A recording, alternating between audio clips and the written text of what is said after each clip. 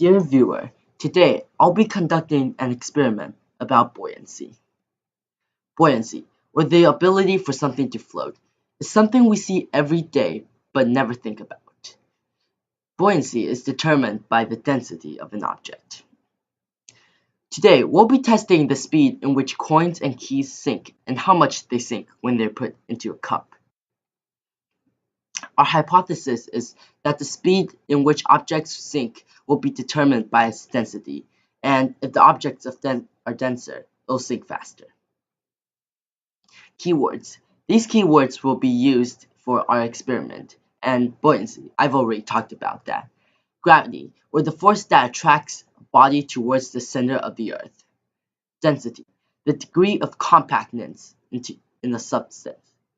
And mass, the amount of atoms in an object. And last but not least, resistance, the refusal to accept or comply with something.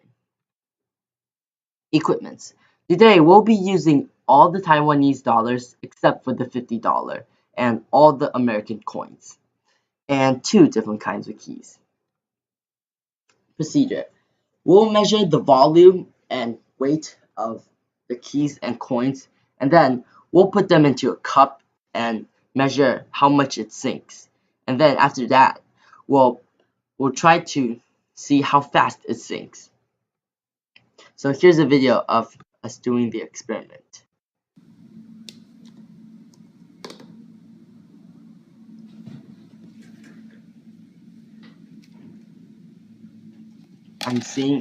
I'm trying to measure how much it sinks. And the second experiment.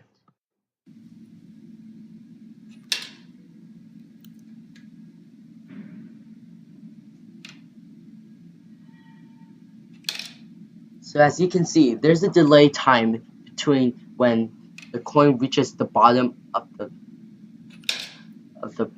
place and when I click the stop button.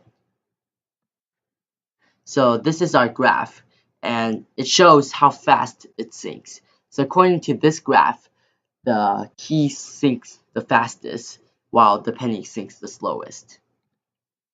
And here are some graphs about how much they sink and its weight, volume, and density.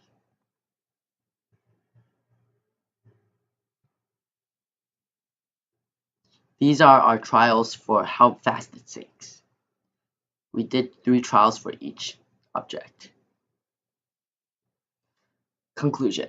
So our hypothesis was fully supported, but the dime wasn't able to sink inside the boat, probably because it wasn't heavy enough to sink it.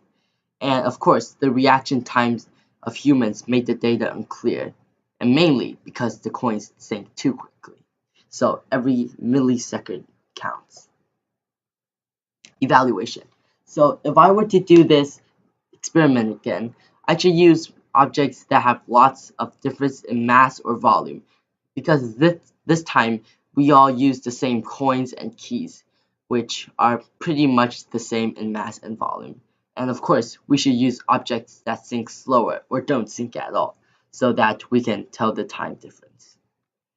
So thank you for your attention, and any questions? Of course not. This is a YouTube video.